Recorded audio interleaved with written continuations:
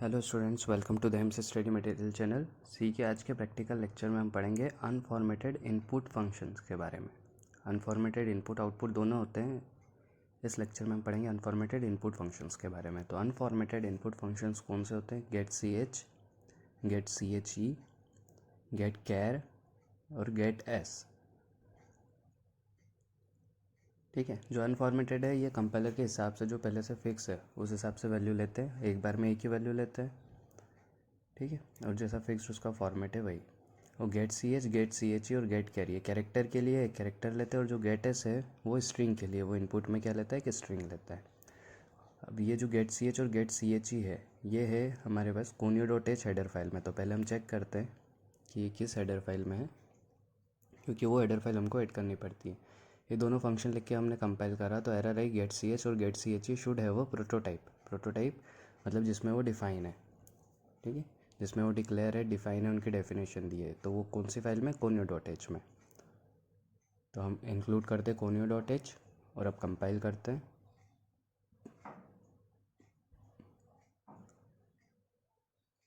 इसको हमने कंपाइल करा, वो कोई एरर नहीं है, मतलब ये दोनों जो फंक्शंस है कौन सी हेडर फाइल में थे? कोनियो डॉट एच में। अब जो गेट कह रहे हैं ये स्कैनएफ जैसे ही काम करता है। ठीक है, और गेट एस ये दोनों function S T D I dot H header file में। ठीक है, तो इनको हम रन करते तो एरर आएगी इन दोनों के लिए, उसके लिए हमको इंक्लूड करना पड़ेगा S T D I dot H. हमने कंपाइल करा, हमारे पास एरर आई वही प्रोटोटाइप वाली गेट केयर और गेट एस के लिए, और ये दोनों है S T D I dot H में, तो हमको वो फाइल इंक्लूड करना पड़ेगी। Has include S T D I dot H. अब हमने कंपाइल करा तो एक एरर आई है, पर वो एरर चले गई है प्रोटोटाइप वाली। ठीक है, इसमें गेट एस में एक आर्गूमेंट देना पड़ता है, वो एरर है। तो ये हमको क्लियर हो गया कि गेट केयर और गेट एस किस में है? S T D I dot H में, और गेट सी एच और गेट सी एच ही है कोनियो डॉट एच। ठीक है, अब एग्जाम्पल देखते हैं हम। एक प्रोग्राम बना के जो हमने थ्योरी में देखा था वही हम लेते हैं, एक वेरिएबल कैरेक्टर टाइप का, क्योंकि ये जो गेट सी एच और गेट केयर है ये कैरेक्टर पे ही काम करेंगे, और इनपुट फ्लोट वगैरह ये वैल्यू पे काम करेंगे ही नहीं, फिक्स्ड है।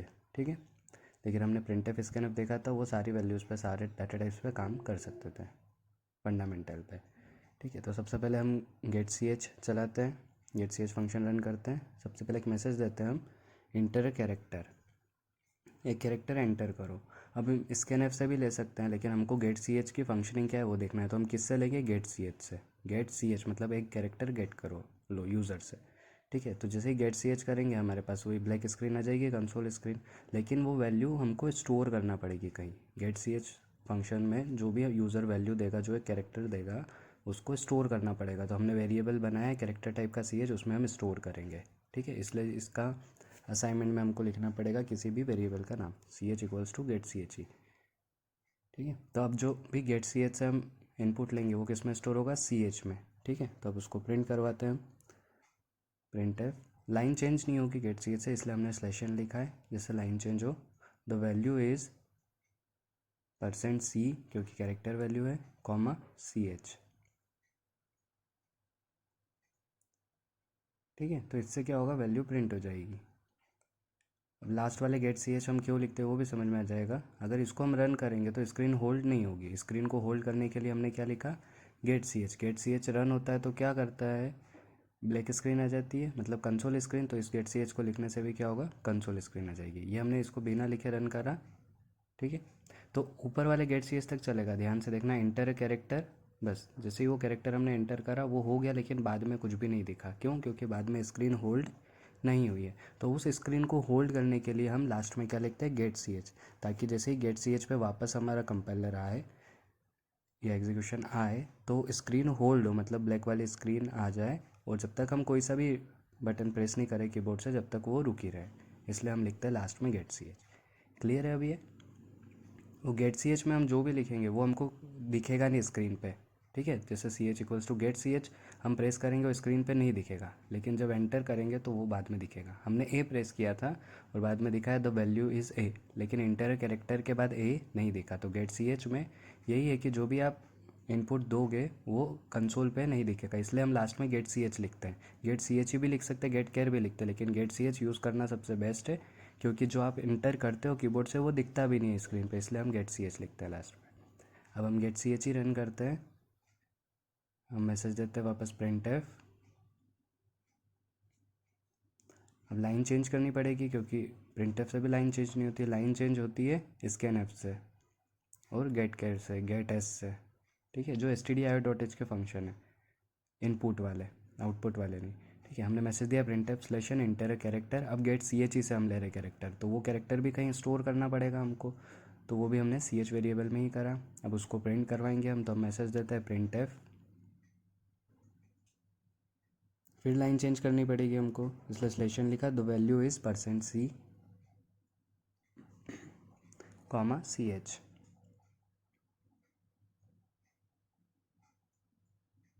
लाइन चेंज करने के लिए स्लेशन लिखा, percent C comma C H. ठीक है, अब लास्ट में गेट सी एच है तो स्क्रीन होल्ड हो जाएगी। गेट सी एच ही में क्या होगा, जो भी आप इनपुट दोगे वो दिखेगा आपको, कंसोल पे दिखेगा, लेकिन गेट सी एच में नहीं दिखेगा। ठीक है, कैसे देखते हैं इसको रन करके। इंटर ए कैरेक्टर, ये गेट सी एच वाला है, ठीक है, हमने ए दबाया लेकिन वो दिखा नहीं है। अब इंटर ए कैरेक्टर हमने गेट सी एच में एक प्रेस करा, वो वहाँ भी दिखा और द वैल्यू इज़ है, दोनों जगह दिखा। ठीक है, तो ये डिफरेंस है गेट सी एच और गेट सी एच में। गेट सी एच में जो भी आप कैरेक्टर प्रेस करोगे वो दिखेगा नहीं कंसोल पे। ठीक है, जब आप उसको आउटपुट करवाओगे, प्रिंट करवाओगे तभी दिखेगा। और गेट सी एच में आपको इस इनपुट के टाइम भी कैरेक्टर दिखेगा और आउटपुट तो आप करवा ही रहे हैं। ठीक है, अब कैरेक्टर में जो इनपुट का लास्ट फंक्शन है गेट केयर, गेट केयर जैसे स्कैन एफ एस एम वैसे ही है। ठीक है, लेकिन हाँ बस यही बाउंडेशन है कि वो केवल कैरेक्टर वैल्यू को ही इनपुट करेगा। अब फिर से लाइन चेंज करनी है तो print F slash N enter character, और गेट केयर स्कैन एफ जैसा है, तो जैसे ही हम स्कैन करते हैं वैल्यू स्कैन एफ से, तो अपने आप जैसे ही हम प्रेस करेंगे कीबोर्ड से लाइन चेंज हो जाती है। तो वैसे ही गेट केयर में भी हमको, जैसे ही गेट केयर से हम वैल्यू स्कैन इनपुट करेंगे उसके बाद अपने आप लाइन चेंज हो जाएगी, हमको स्लैश एन नहीं लिखना पड़ेगा बाद में, देखते हैं वो भी। तो गेट केयर से भी जो हम इनपुट लेंगे उसको भी किसी वेरिएबल में स्टोर करना है, तो हमने सी एच में स्टोर करा। अब उसको प्रिंट करवा रहे हैं प्रिंट एफ। अब यहाँ पे स्लेशन हम नहीं लिखेंगे, क्योंकि गेट केयर से जो भी वैल्यू लेंगे उसके बाद अपने आप लाइन चेंज हो जाएगी। ठीक है, तो the value is percent C comma C H. अब यहाँ स्लेशन नहीं लिखा, लेकिन आप देखना आउटपुट में कि लाइन चेंज हो जाएगी। अब 3 बार चलेगा, गेट सी एच और गेट केयर के लिए। ठीक है, तो इसको कंपाइल करते हैं।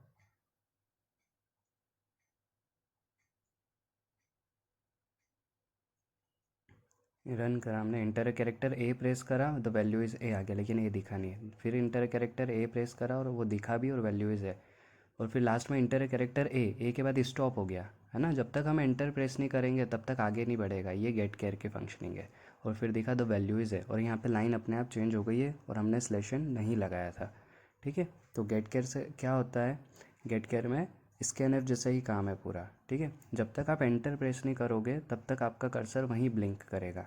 ठीक है, तो गेट सी एच में आपको जो भी आप कर्सर प्रेस करोगे, जो भी आप इनपुट लोगे, वो जब भी इनपुट दोगे कंसोल स्क्रीन पे वो दिखेगा नहीं, आउटपुट के टाइम दिखेगा। गेट सी एच में दिखेगा, गेट केयर में दिखेगा भी, प्लस जब तक एंटर नहीं करोगे तब तक रुकेगा भी कर्सर।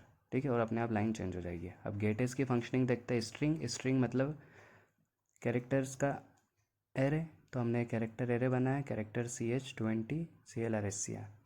ठीक है, अब गेट एस की फंक्शनिंग देख रहे हैं हम, तो प्रिंट एफ हमने लिखा एंटर योर नेम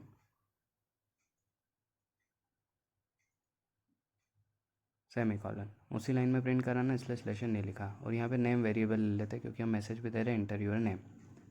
ठीक है, अब नाम लेना है तो किस फंक्शन से लेंगे हम, गेटेस से, और गेटेस के अंदर आर्ग्यूमेंट देना है। ठीक है, और आर्ग्यूमेंट में वही वेरिएबल जो हमको लेना है। ठीक है, अब यहाँ पे गेटेस में एक कैरेक्टर नहीं ले रहे जो हम वेरिएबल में स्टोर करेंगे, हम पूरी स्ट्रिंग ले रहे हैं, इसलिए हमको आर्ग्यूमेंट में देना पड़ेगा गेटेस में नेम। अब उसको प्रिंट करवाते हैं हम, प्रिंट एफ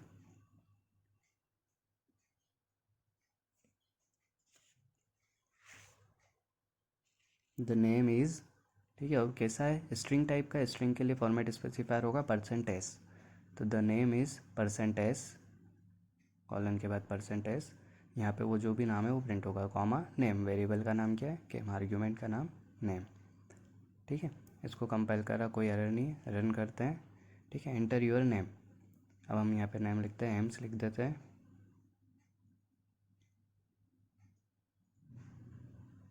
और लास्ट में क्या आया, the name is AIIMS. Clear है? तो जो नेम है इसको हमको आर्ग्यूमेंट में देना पड़ेगा, ठीक है, इसलिए हमने वहाँ पे नाम चेंज कर लिया था।